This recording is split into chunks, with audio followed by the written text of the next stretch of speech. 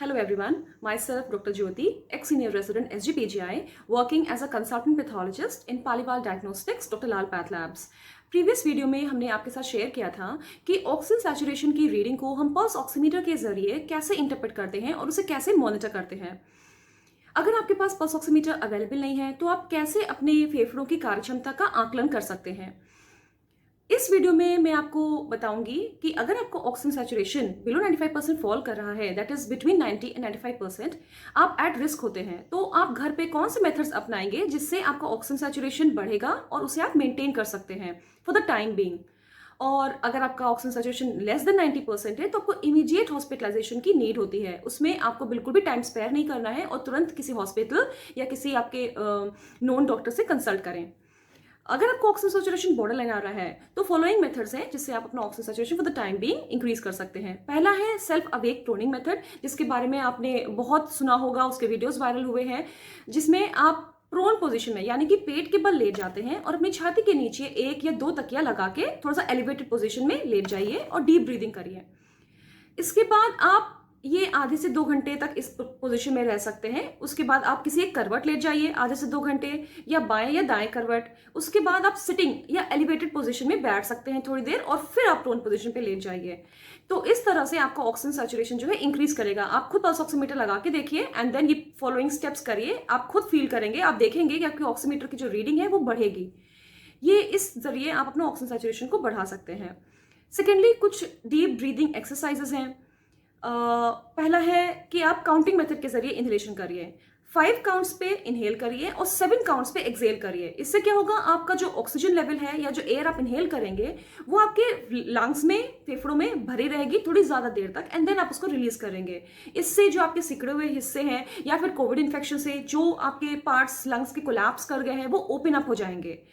जैसे आप इनहेल करिए 5 काउंट्स पे एंड देन एक्सहेल 7 काउंट्स पे। ये मैं आपको डिमॉन्स्ट्रेट करके बताऊंगी। जैसे आप एक्सहेल इनहेल करिए,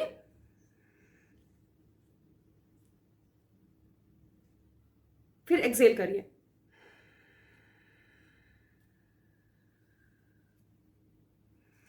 इस तरह से आप इस मेथड को कर सकते हैं।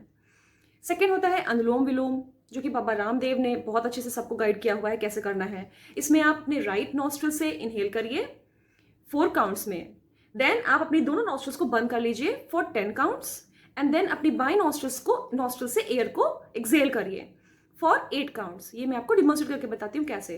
पहले आप लेफ्ट नॉस्ट्रिल को बंद करिए और राइट नॉस्ट्रिल से इनहेल करिए फॉर 4 काउंट्स, बंद करिए फॉर 10 काउंट्स,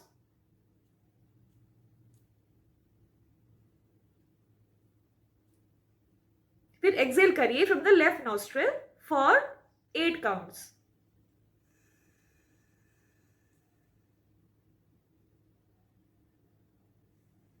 ये प्रोसेस आपको रिपीट करना है और अपनी कार्य क्षमता अनुसार जितनी बार कर सकते हैं उतनी बार करें। फिर है कुछ चेस्ट एक्सरसाइजेस जिनके जरिए आप अपना ऑक्सीजन सैचुरेशन को इंक्रीज कर सकते हैं। पहला है 3 बॉल इंसेंटिव स्पायरोमेट्री। इसमें एक स्पायरोमीटर होता है जिसमें माउथ पीस विद ट्यूबिंग होता है, तो आप इसे अटैच कर सकते हैं और ये एक फॉर्म ऑफ गेम भी है। इसमें क्या होता है कि ये आपका माउथ पीस है, इसे आप अपने लिप्स के जरिए इसको क्लोज करें, टंग से ब्लॉक ना करें पैसेज, एयर पैसेज को, एंड देन इसको इनहेल करिए थ्रू योर माउथ।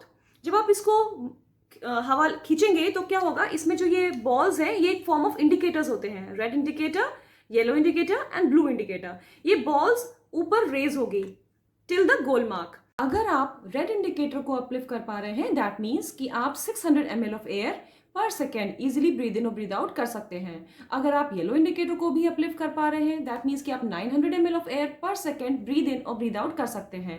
और अगर आप ब्लू इंडिकेटर को भी अपलिफ्ट कर पा रहे हैं, दैट मीन्स कि आप अबाउट 1200 ml ऑफ एयर पर सेकेंड ब्रीद इन और ब्रीद आउट इजिली कर पा रहे हैं। तो इसको मैं आपको डिमॉन्स्ट्रेट करके बताऊंगी कि इसे कैसे करते हैं। आप इसे माउथ पीस को अपने लिप्स के जरिए क्लोज करें, टंग नहीं लगाना है, एयर पैसेज क्लोज नहीं करना है, एंड देन आप इनहेल करिए।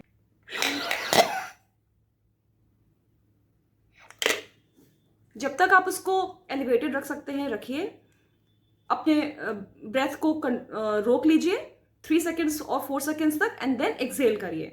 ओके, तो ये है स्पायरोमीटर, एक फॉर्म ऑफ गेम है, इससे आप एंगेज रहते हैं।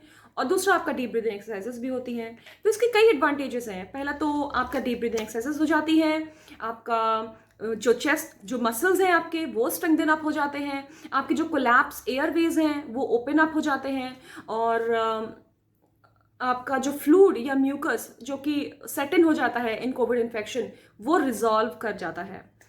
देन आप फोर्थ है कि आप बलून एक्सरसाइजेस कर सकते हैं। उसमें बलून्स फुलाइए डेली 10, जितने भी आपकी कार्य क्षमता है उसके अकॉर्डिंग आप इसे फुलाएं। तो इसमें भी प्रिंसिपल एक ही है कि आप मैक्सिमम टाइम तक आप एयर को अपने लंग्स में भर के रखते हैं, इससे उनके जो कोलैप्स एयरवेज हैं वो ओपन अप रहते हैं, और जो रेस्पिरेटरी मसल्स हैं उसमें पावर आती है, स्ट्रेंथन अप होते हैं। आप नेबुलाइजेशन कर सकते हैं और इनहेलेशन कर सकते हैं with the help of rotahaler. Rotahaler powdered inhalational form है जिसमें आपके मेडिकेशंस होते हैं formoterol fumarate along with budesonide powder, और एक होता है रोटाहेलर। इसमें बेसिकली 30 कैप्सूल्स होते हैं। तो आप एक कैप्सूल जो है इसमें आप फिट कर सकते हैं। ये मैं आपको डेमोन्स्ट्रेट करके बताऊंगी कि कैसे करना है। आप एक कैप्सूल लीजिए और कैप्सूल में पाउडर्ड फॉर्म ऑफ मेडिकेशन होता है, तो उसका जो ट्रांसपेरेंट पोर्शन होता है ये आपको इसमें डालना होता है इस रोटाहेलर में। और इसमें एक पिन आप देख रहे होंगे, इसमें पिन होती है, ये पिन जो है कैप्सूल को रप्चर करती है और जो पाउडर्ड मटेरियल है वो डिस्पर्स हो जाता है, एंड देन आपको इसे इनहेल करना होता है। तो जो ये मेडिकेशन है फॉर्मेट्रोल, ये एक बीटा एगोनिस्ट होता है, तो इससे आपके जो एयर पैसेज है वो ओपन अप होते हैं, और ब्यूटिसोनाइड जो स्टेरॉइड है इससे आपका जो इन्फ्लेमेशन होता है वो स्लोली एंड स्टेडली सबसाइड करता है।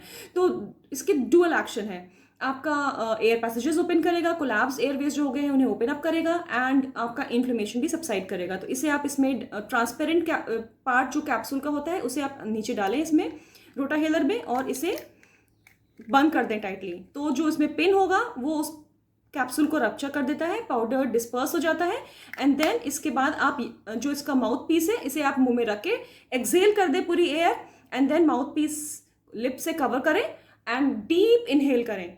तो इससे आपका जो पाउडर्ड मटेरियल है वो आपके लंग्स में जाके मैकेनिज्म ऑफ एक्शन जो भी है उसके अकॉर्डिंग ये आपके जो है फंक्शन करेगा। इन्हेलर लेने के बाद आपको गागल करना मस्ट है, क्योंकि ये जो पाउडर्ड फॉर्म ऑफ मेडिकेशन है इसमें स्टेरॉइड है, ये आपके माउथ पार्ट्स में स्टक हो जाता है, तो उसके बाद आपको इन्फेक्शन के चांसेस होते हैं। इसलिए जो ये पाउडर पार्टिकल्स है इसको आप गागल आउट जरूर करें। देन आपका सेकेंडली नेबुलाइजेशन होता है, उसमें जो मेडिकेशंस यूज होते हैं वो इन फॉर्म ऑफ रेस्प्यूल्स होते हैं, लिक्विड फॉर्म होता है। ये रेस्प्यूल्स जो मेडिकेशंस हैं बिल्कुल सिमिलर एक्शन होता है जैसा कि आपने अभी पाउडर्ड फॉर्म ऑफ इनहेलर में यूज किया है, ipratropium bromide and levosalbutamol, and second is budesonide that is Budecort. तो डुओलिन है एंड ब्यूडिकॉट है। तो इसे आप मिक्स करके डालते हैं। नेबुलाइजेशन का जो नेबुलाइजर का जो अपैरेटस होता है वो इस फॉर्म का है। एक तो ये मशीन होती है जो कि नेबुलाइजर के किट में रहता है, एंड देन इसका एक जो पॉइंट है वो स्विच बोर्ड में लगेगा, एंड सेकेंड जो ट्यूबिंग होती है वो इन ट्यूबिंग इसकी मास्क से अटैच होती है। इस मास्क के नीचे एक कैप होता है जिसमें आपको ये मेडिकेशन डालना होता है। ये मैं आपको बताऊंगी कैसे डालते हैं। ये इसका कैप ओपन अप हो गया है। अब इस कैप में आप डुओलिन और ब्यूडिकॉट के जो रेस्प्यूल्स हैं वो इसमें डालें,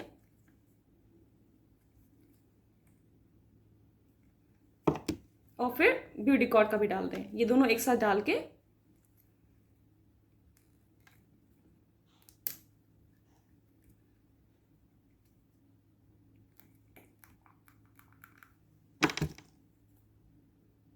इसी तरीके से आप दोनों डाल दीजिए और इसको आप क्लोज कर दीजिए, बंद कर दीजिए, फिट कर दीजिए इसको, ठीक है। और ये आप मास्क पहन लीजिए। जब आप इसका मास्क पहनेंगे, ये मैं आपको दिखाऊंगी कैसे होता है। इसको जब हम ऑन करेंगे तो मशीन की आवाज़ आएगी और ये मिस्ट फॉर्म में निकलेगा, ठीक है।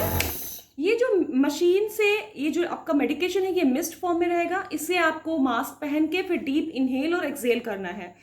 इसका फंक्शन बिल्कुल सिमिलर है as powdered form of inhaler, but the difference lies where is कि इससे क्योंकि ये मिस्ट बन रहा है, एरोजोल फॉर्म है, तो इससे आपके जो फैमिली मेम्बर्स हैं वो एट रिस्क हो जाते हैं, क्योंकि उनको इन्फेक्शन के चांसेस बढ़ जाते हैं अगर आप नेबुलाइजर यूज करते हैं। लेकिन अगर आप powdered form of inhaler use करते हैं in form of meter dose inhaler या meter dose inhaler with spacer या पाउडर्ड डोज इनहेलर, तो उसमें जो है इन्फेक्शन का रिस्क नहीं होता है। वो पेशेंट के लिए दोनों ही बेनिफिशियल हैं, बट मेंबर्स के लिए नेबुलाइजेशन जो है एट रिस्क रहता है ऑफ इन्फेक्शन। तो एज पर आप अपने डॉक्टर्स से कंसल्ट करके जो भी आपके लिए बेस्ट है वो आप करिए। और ये सारे मेथड्स हैं जिससे आप अपना ऑक्सीजन सैचुरेशन को बढ़ा सकते हैं for the time being. Unless and until आपके पास ऑक्सीजन सिलेंडर्स नहीं अवेलेबल हो पा रहे हैं, हॉस्पिटल्स में बेड नहीं अवेलेबल हो पा रहे हैं, तो तब तक आप उनकी अवेलेबिलिटी के लिए पता कर लें एंड देन आप ये मेथड्स तब तक फॉलो कर लें, तो इससे आप टाइम बाय कर सकते हैं। तब तक आप अपना अवेलेबिलिटी के लिए पता करते रहें। तो ये सारे मेथड्स थे। नेक्स्ट वीडियो में आपको बताना चाहूँगी कि जो बहुत ज़्यादा प्रॉब्लमेटिक है और लोगों को नहीं समझ में आ रहा है कि एवरीबडी इज़ गोइंग फॉर सीटी स्कैनिंग। यंग पेशेंट्स में भी इतने रेडिएशन एक्सपोज किए जा रहे हैं, तो इतना radiation exposure is not, it's a health hazard, तो इतना नहीं करना है। अनलेस एंड अनटिल कोई इंडिकेशन नहीं है, आप सीटी स्कैन के लिए डायरेक्टली मत जाएं। फर्स्ट ऑफ ऑल एक्सरे करें। तो वो क्या क्राइटेरिया है जिसे आप देख के ये डिसाइड कर सकते हैं कि आपको सीटी स्कैन के लिए जाना चाहिए। और ये मैं आपको अपने नेक्स्ट वीडियो में बताऊंगी। तब तक के लिए नमस्कार।